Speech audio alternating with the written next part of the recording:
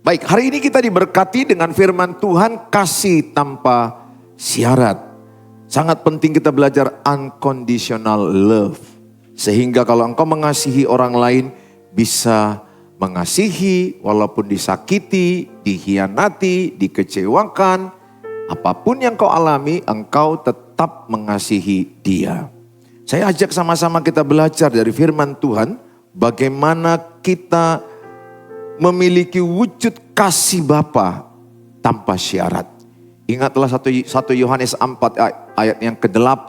Allah adalah kasih. Katakan sama-sama, Allah adalah kasih. Allah adalah kasih, itu artinya kalau di dalam dirimu ada Allah, berarti ada kasih. Kasih yang disebut kasih tanpa syarat. Unconditional love.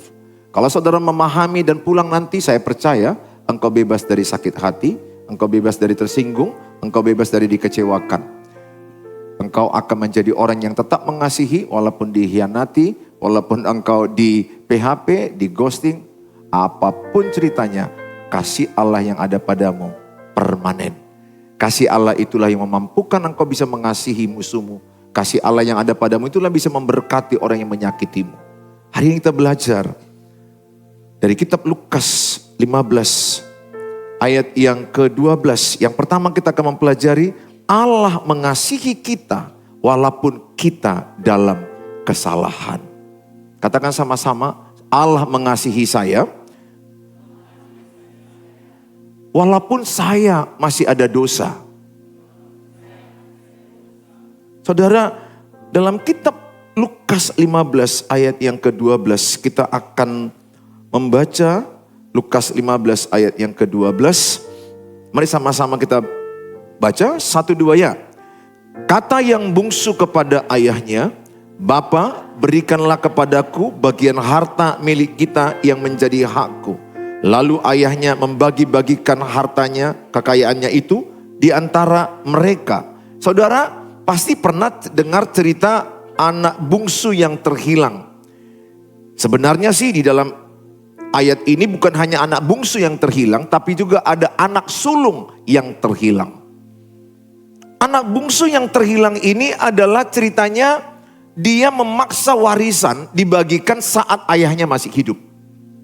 Di zaman Yahudi, di masa-masa itu, di zaman dulu itu, bahwa kalau meminta warisan ayah masih hidup itu suatu kejahatan. Saat ini juga tentunya ya. Bahwa kalau kita masih hidup, ayah kita, ibu kita, kita mendesak bagi warisan, bagi harta. Itu adalah jahat di mata Tuhan. Anak bungsu ini adalah anak yang menggambarkan anak yang jahat. Anak yang hidup di dalam dosa. Dia mendesak ayahnya, bagi warisanku. Mana hakku? Padahal ayahnya berpikir, aku belum mati. Kenapa kau minta? Tapi anak ini terus desak, tidak peduli, aku minta warisanku. Aku minta hakku. Lihat ayat 12 ini. Kata yang bungsu kepada ayahnya, Bapa, berikanlah kepadaku bagian harta milik kita yang menjadi hakku. Perhatikan baik, ada kata hakku. Kalau engkau sudah dalam Tuhan Yesus, gak ada lagi kata hakku, hak Tuhan. Gak ada lagi kata suka-sukaku, yang ada suka-suka Tuhan. Saudara harus lakukan itu. Apalagi kalau engkau mungkin punya seorang pacar yang langsung sepertinya kau miliki dia padahal belum menikah. Ini terlalu merasa memiliki dia. Padahal aku aja udah menikah, istriku itu belum gak milikku. Milik Tuhan. Dititipkan ke saya. Tapi ada loh orang masih pacaran itu, dia sok sekali. Gak bisa loh cowoknya itu ngomong dengan cewek ini, cewek itu gak bisa ngomong dengan cowok ini. Pokoknya dia rasa memilikinya kuat. Ini punya aku, ini milikku, gak boleh kau dekat. Kau gak boleh chat WA dengan dia. Ini orang-orang yang gangguan jiwa. Ya, aku berdoa di ruangan ini tidak ada yang gangguan jiwa ya. Belum diberkati. Aku aja yang udah diberkati Tuhan, aku tetap bilang itu enggak milikku, milik Tuhan. Nyawaku aja gak milikku, milik Tuhan. Bilang sebelahnya, apalagi pacarmu. Bilang sebelahnya, belum punya. Saudara, saya mau katakan, di dalam dunia ini gak ada hakmu. You are nothing, but He is everything. Sehingga saudara rendah hati. Gak ada yang perlu kau sombongkan dalam hidupmu. Gak ada hakmu. Sehingga kalau engkau pulang dari salon, jangan jalan kayak bebek. Tetap aja lah jalan kayak manusia. Kalau kau cantik sedikit, jangan sombong. Kalau engkau ganteng sedikit, jangan gaya. Tuhan jijai dengan gayamu. Bilang sebelahnya, Tuhan jijai dengan gayamu. Bilang sama dia, kurangi gayamu.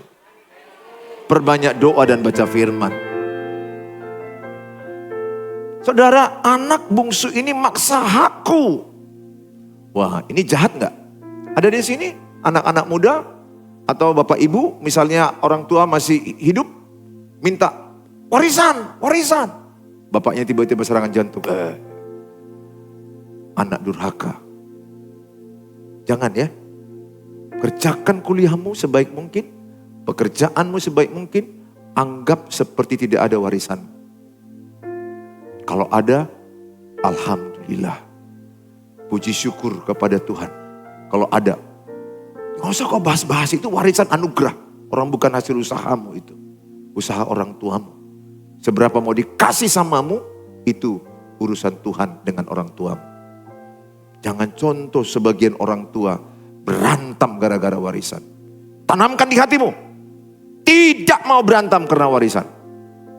Camkan sejak muda ini. Kalau bapak mama berantem karena warisan, kau harus berkata di hatimu, di aku tidak, no way. Karena aku lebih mencintai damai daripada harta. Itu anak Tuhan Yesus. Kalau engkau sudah dibesarkan di gereja ini, aku berdoa di antaramu tidak ada cinta harta, cinta uang. Tapi engkau cinta Tuhan. Sehingga engkau tidak pernah akan berantem dengan abangmu, berantem dengan adikmu, sampai kau tua dan mati. Tanamkan di hatimu. Tanamkan di hatimu, anak-anakku. Karena cinta uang akar segala kejahatan. 1 Timotius 6 ayat 10. Cinta uang akar kejahatan. Lihat, mungkin sebagian punya bapak tengah, bapak talunya, atau mungkin bapak udanya, bapak tuanya. Apapun bahasa dalam bahasa adat kita. Lihat, mereka bisa berantem. Abang adik, anak abangnya nikah gak datang, anak abangnya meninggal gak datang. Gara-gara apa? Warisan. Aku berdoa, engkau tahir dari warisan. Seperti saya bilang tadi, jangan pikirkan warisan bapak, mama. Pikirkanlah apa yang bisa kau kerjakan. Dan hormati orang tuamu. Bahkan engkau memberi sama orang tuamu, bukan minta-minta. Ya, aku sejak mahasiswa, aku sudah bekerja, memberi. Walaupun resikonya itu, pagi kuliah kedokteran, sore saya bimbingan tes, ngajar. Saya ngajar lagi di Metodis Universitas, saya ngajar lagi privat les, saya pelayanan malamnya. Itu kerjaan saya. Ya, saya tidak punya waktu yang bermain-main terlalu banyak. Karena kuliah padat di kedokteran, dan saya harus lagi ngajar bimbingan tes, private les, mengajar ke tempat orang-orang yang kaya, yang berada. Saya ngajar, dapat uang lumayan, dan habis ngajar bisa makan ifumi, pangsit, BPK. Haleluya. Saya ajak sama saudara, jangan punya mental seperti anak ini. Warisan, jangan. Kalau itu dalam pikiran, engkau akan menjadi cinta uang. Dan pasti binasa hidupmu. Cinta uang, akar kejahatan. Lihat di kampung, berapa banyak yang bertengkar gara-gara warisan. Lihat di kampung, usah jauh-jauh, tetanggamu, ayah ibumu, pamanmu. Abang adik itu satu rahim. Tapi mereka tidak cakapan. Tidak dekat. Hanya gara-gara harta. Saudara yang saya kasihi. Lalu ayahnya, Lukas 15 ayat 12. Lalu ayahnya membagi-bagikan harta kekayaan itu di antara mereka. Inilah yang disebut Allah itu mengasihi anaknya yang bungsu ini walaupun udah salah. Dia desak harta, warisan, atau bahasa lainnya, matilah kau orang tua. uangmu yang penting. Kira-kira begitulah kasarnya. Ada sejahat itu. Ayah ini baik. Udah begitu pun anaknya tetap dikasihinya. Dikasih loh. Karena didesak. Tapi aku yakin perasaan bapaknya pasti sedih. Hancur. Kok kayak gitu kau? Tapi ada anak gak peduli. Aku berdoa samamu kalau engkau minta uang kuliah. Gak ada uang orang tuamu. Jangan paksa. Jangan paksa. Kerja kau sambil kuliah. Udah ribuan orang lihat orang kerja sambil kuliah. Biasanya lebih jadi daripada orang yang hanya kuliah. Biasanya. Secara umum. Orang yang kuliah, kerja. Itu biasanya lebih pengalaman, lebih mentalnya siap di marketplace. Saya sudah lihat orang-orang yang bekerja kuliah. Tamat, langsung gas. Oke gas.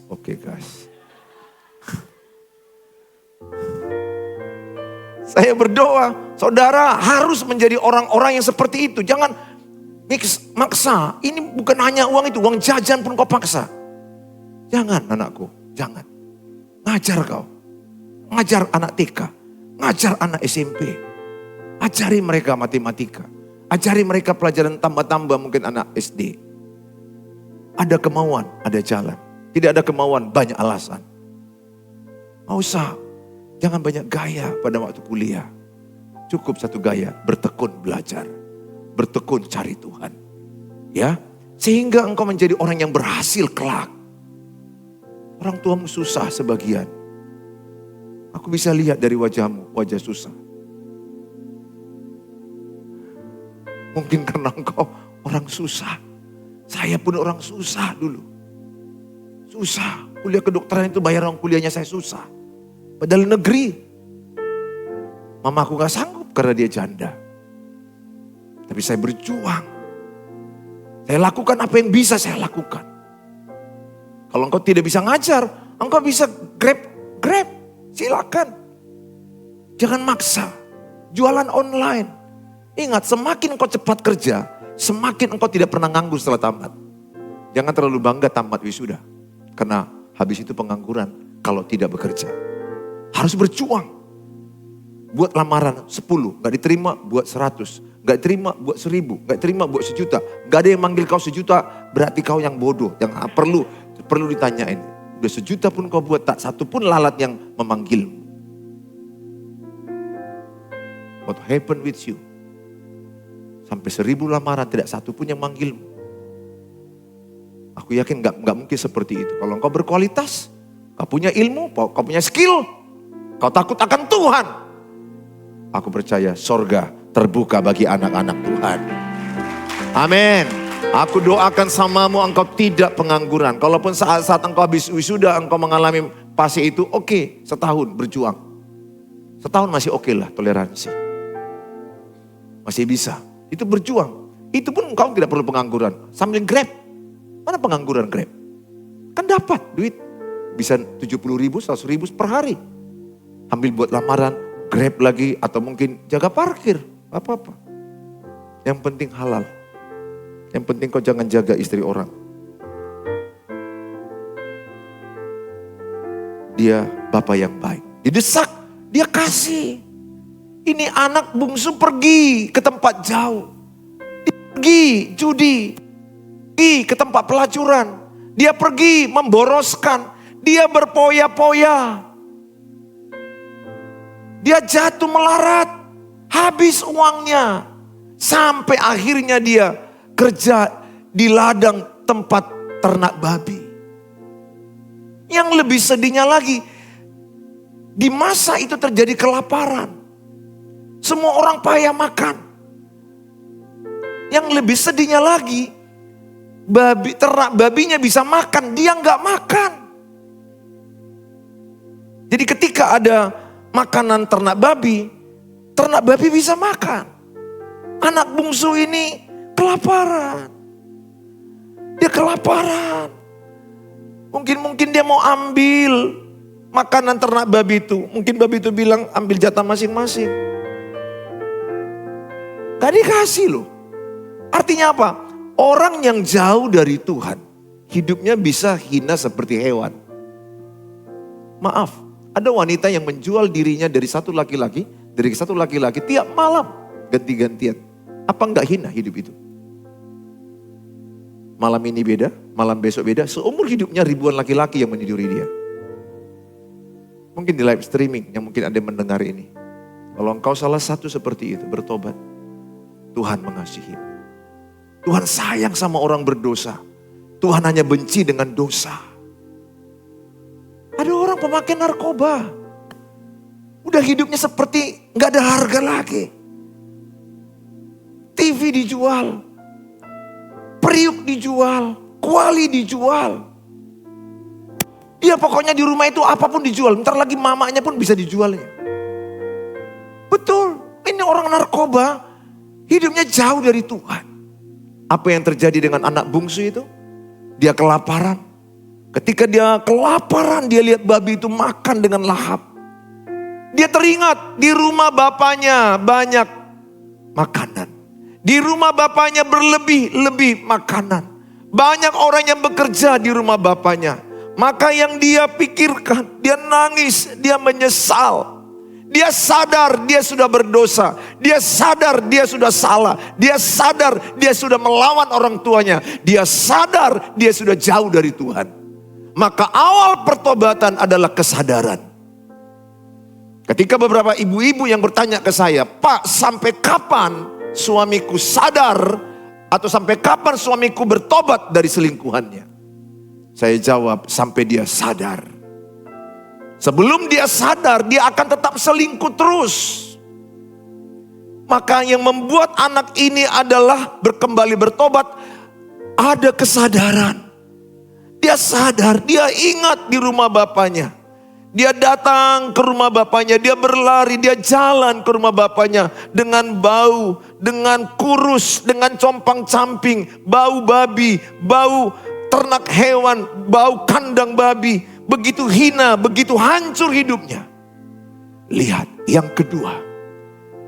Poin pertama tadi saya katakan adalah, di saat manusia berdosa, Tuhan mengasihi. Sebelum poin kedua, coba baca Roma 5 ayat yang ke-8. Roma 5 ayat yang ke-8. Mari sama-sama kita baca. 1, 2, iya. Akan tetapi Allah menunjukkan kasih-Nya kepada kita oleh karena Kristus telah mati untuk kita ketika kita masih berdosa. Ayat ini, Kristus mati di kayu salib saat manusia berdosa. Artinya saat manusia lagi jahat-jahatnya, dia mau rela mati di kayu salib. Siapa di antara saudara yang tetap mau mengorbankan nyawanya kepada pengkhianat? Yang mau tetap berbuat baik kepada orang yang jahat, itu gak gampang. Tapi Tuhan Yesus mati di kayu salib bukan saat manusia baik-baik. Saat manusia berdosa, dia rela mati di kayu salib. Karena kasih-Nya. Maka itulah Yohanes 3:16. Karena begitu besar kasih Allah akan dunia ini, sehingga ia mengaruniakan putra tunggalnya. Supaya setiap orang yang percaya kepadanya tidak binasa, melainkan memperoleh hidup yang kekal. Artinya begitu kasih-Nya sangat luar biasa. Mengasihi kita dengan tanpa syarat. Mengasihi kita apa adanya. Setelah dia terima kita apa adanya, dia tidak membiarkan kita apa adanya. Tuhan mengasihiku apa adanya. Tuhan mengasihiku dengan dia tahu cerita hidupku. Dia tahu dosaku. Dia tahu dosamu. Dia tahu kesalahanmu. Dia tahu cerita hidupmu. Dia tahu semua apa yang kau kerjakan di kamar mandi, atau di tempat di bioskop, atau tempat pelacuran. Tuhan tahu semua itu. Tidak ada dosa yang terselubung. He is omnipresent. Dia Tuhan yang maha tahu semuanya apa yang kita lakukan. Ingat, Tuhan mengasihi orang berdosa, tapi Tuhan benci dengan dosa. Yang dia benci adalah dosa, tapi dia mengasihi orang berdosa. Dia mengasihimu apa adanya. Dia mengasihi saya apa adanya. Maka ketika anak bungsu ini kembali dengan compang-campingnya, bapaknya dari kejauhan. Anak bungsu itu dari sana jalan. Pada poin yang kedua, Bapa di sorga lebih merindukan kedatangannya daripada anak itu merindukan. Bapa di sorga lebih rindu melihat dirimu bertobat. Bapa di sorga lebih rindu melihat engkau besok pagi doa baca Alkitab. Dia menunggumu besok pagi. Dia menantikan engkau buka Alkitab. Mau dari handphonemu, mau dari Alkitab yang manual. Tapi dia merindukan. Dia selalu tunggu engkau. Dia tunggu engkau. Sampai waktunya nanti kau akan berkata, Tuhan, aku mau datang. Aku berdoa, jangan kejadian seperti anak bungsu ini. Setelah masuk ke kandang babi atau dia hancur, baru dia ingat Tuhan. Aku berdoa jangan begitu terjadi padamu. Ada orang yang ku tahu udah hancur hidupnya, tetap dia lupa Tuhan. Dan akhirnya dia mati dengan kehancuran itu. Yang kedua adalah dikatakan Bapa lebih merindukan perubahan hidup kita. Bapa di sorga lebih merindukan anak bungsu itu pulang. Lukas 15 ayat 20. Sama-sama kita baca. 1, 2 ya. Maka bangkitlah ia dan pergi kepada bapaknya. Ketika ia masih jauh, ayahnya telah melihatnya.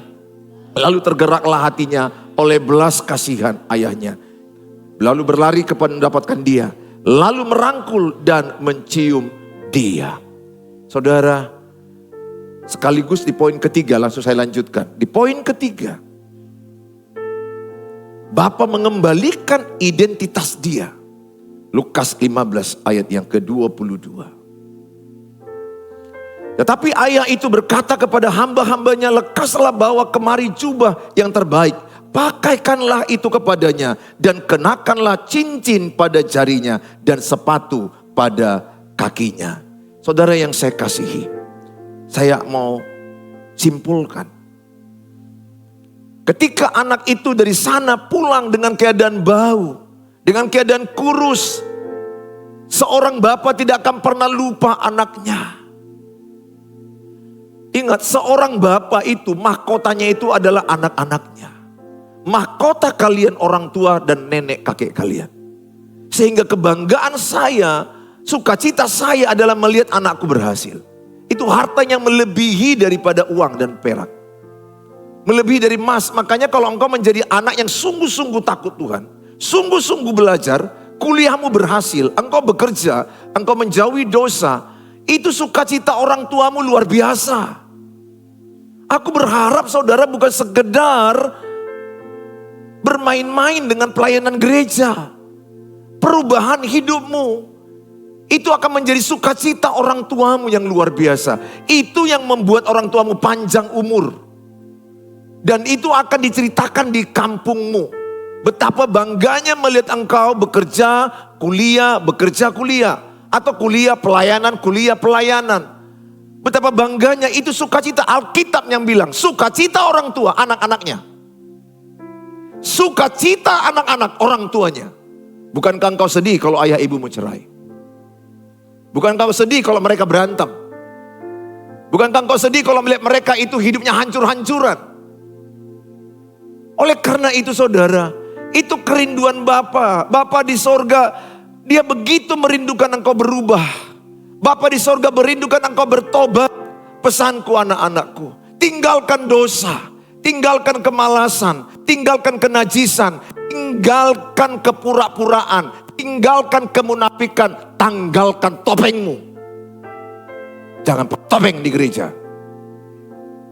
Jangan drama di gereja. Jangan buat ini jadi panggung sandiwara. Alkitab bilang Wahyu, pilih, ikut Tuhan, tidak boleh suam-suam kuku. Panas atau dingin. Kalau engkau mau ikut Tuhan, totalitas. Tidak boleh setengah-setengah. Saya mau tanya sama kau anak gadis. Apakah engkau mau dicintai pria? 80%. 80% loh, kan banyak. 20% lagi kemana bang? Sama dia. Atau tambah dia, udahlah dek, cintaku sama kau 90%. Mau dirimu 90% cintanya samamu.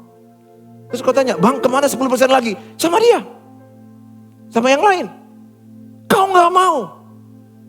Atau bilang dia, udahlah dek, tawar-menawar. 99,9%. Dia jawab, no. Dia butuh laki-laki yang 100%. Itu wanita yang benar. Ingat ya, kalau engkau ingin mendapatkan orang yang setia, kau dulu setia. Jangan berharap kau mendapat orang yang setia kalau kau pengkhianat. Ingat, hukum Galatia tabur tuai. Apa yang kau tabur, itu kembali padamu. Cerita hidupmu akan terjadi padamu. Jangan main-main dengan apa yang kau bangun dalam hidup. Sakit loh. Kau tabur sekarang nampaknya permainanmu. Tapi ke depan, semua yang kau tabur itu balik samamu. Itulah tabur tuai Galatia. Anak-anakku, tabur kesetiaan. Tapi kayak mana bang? Kayak mana pak pendeta? Kalau dia mengkhianatiku. Sudah, Tuhan sayang samamu. Lebih bagus kau sekarang dikhianati. Daripada setelah kau punya anak 2, baru kau dikhianati. Setuju? Atau kau lebih suka dikhianati setelah punya anak 2? Engkau mau yang setia. Begitulah Bapa di sorga.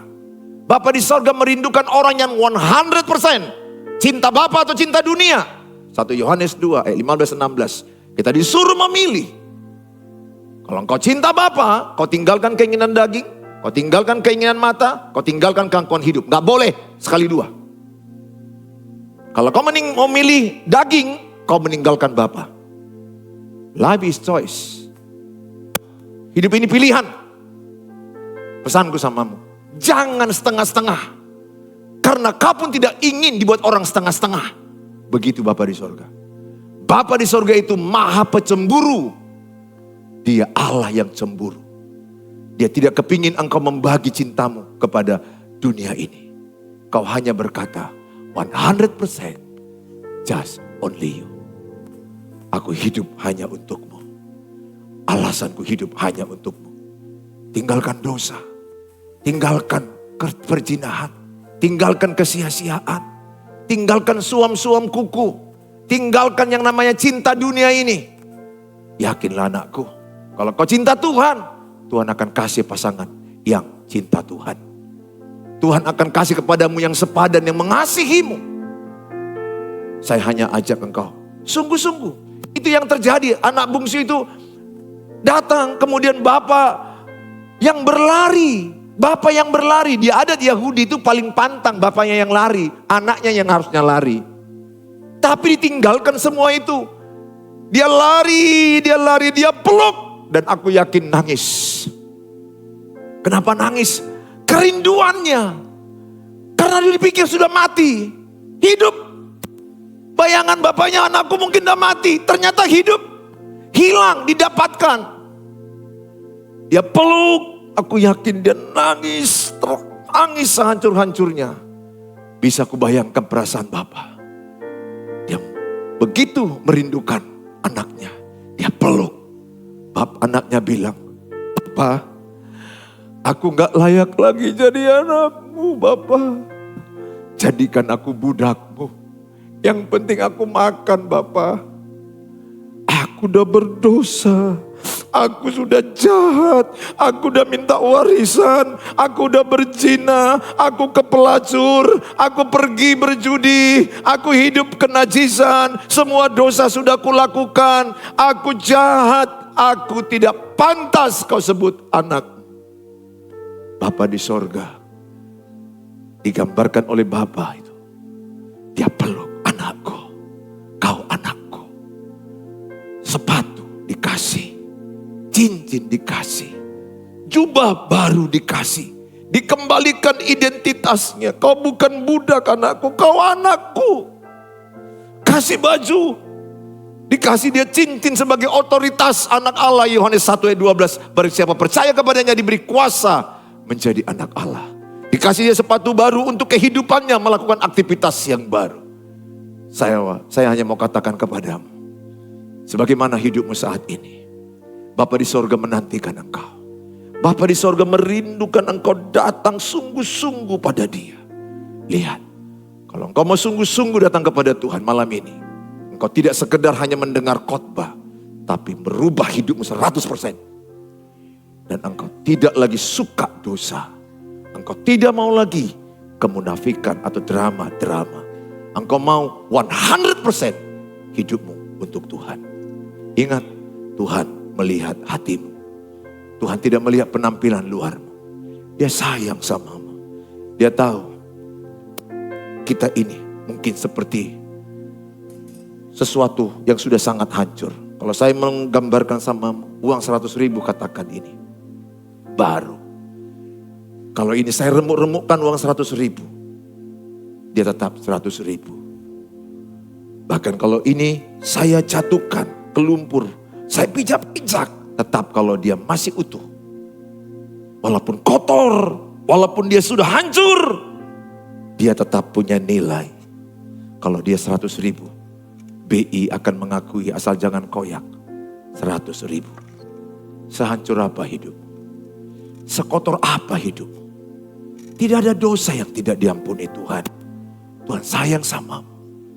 Dalam kitab Yesaya 59:1 dan 2 dikatakan. Bukan kurang panjang tangan Tuhan menolong engkau. Bukan kurang lebar telinga Tuhan mendengar doamu. Tapi pemisah engkau dengan Tuhan. Dosa dan kejahatan. 1 Yohanes 1:9. Akuilah segala dosamu. Maka Allah setia dan adil. Menyucikan engkau. Mengampuni engkau dari segala dosa dan kejahatan. Merah seperti kermici dosamu.